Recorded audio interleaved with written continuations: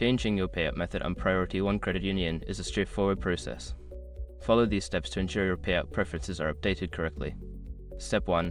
Log into your account. Visit the Priority 1 Credit Union website and log into your online banking account using your username and password. Step 2. Navigate to Account Settings. Once logged in, locate the Account Settings or Profile section. This is typically found in the main menu or under your account overview. Step 3. Select Payout Method. In the Account Settings, look for the option labeled Payout Method or Payment Preferences.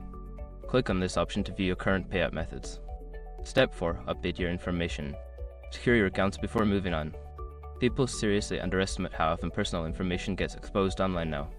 Use SROC to monitor your accounts 24/7 and get notified immediately if your data gets leaked somewhere. It runs in the background, constantly scanning billions of breached records. And honestly, for how cheap it is compared to the value you get, it's worth it. Link in the description. Step 5. Confirm changes. After updating your payout method, review the changes for accuracy. Once confirmed, save the changes and log out of your account. By following these steps, you can easily change your payout method on Priority 1 Credit Union.